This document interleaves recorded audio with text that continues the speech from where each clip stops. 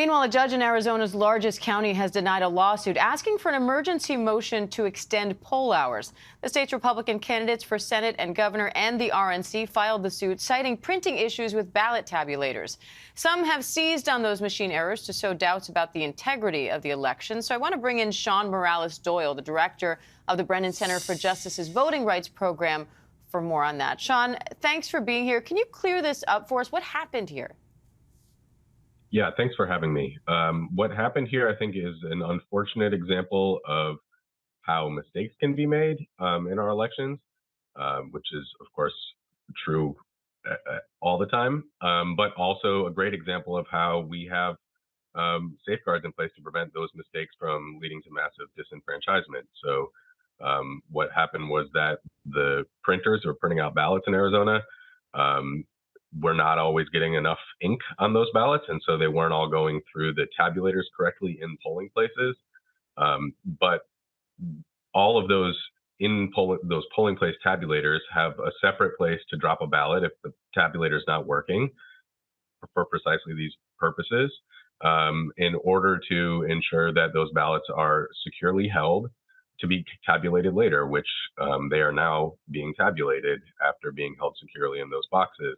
So everybody that cast a ballot will have it counted, and everything's going to be okay. But of course, it was unfortunate the confusion and the delays that were caused by this error. Now, is there any evidence that these issues with these tabulators affected the vote? No, not in any significant way. I'm sure that there are individual voters that had issues yesterday, and that's unfortunate. There were probably voters.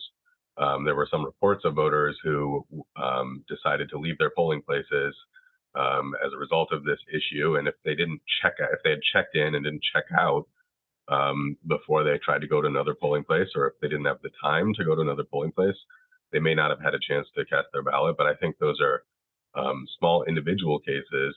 In the grand scheme of things, I don't think that this is likely to have had any impact on the outcome of elections in Arizona. And the reality is that every voter that put a ballot in to one of these boxes yesterday is having it counted, whether or not they were able to put it through a tabulator or not.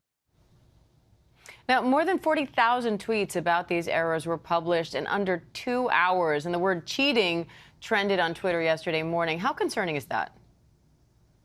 It's concerning that people are referring to this as cheating, because there's absolutely no evidence of that. I think that the officials that run the elections in Maricopa County, I think many of the sort of the people who are spreading misinformation and disinformation are doing so from the right. So I think it's important to note that the people who are running elections in Maricopa County are Republican officials. There's absolutely no reason to think that there was anything nefarious behind this mistake.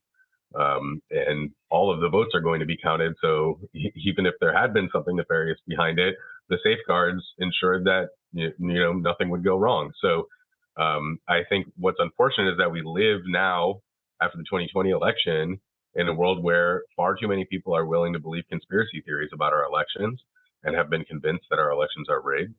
But actually, I think yesterday was a really great example of how well our democracy does work, that by and large, we had a really smooth election yesterday, that unfortunately there are some policies that prevented some folks from voting, but that this kind of mistake doesn't get in the way of us having a safe and secure election.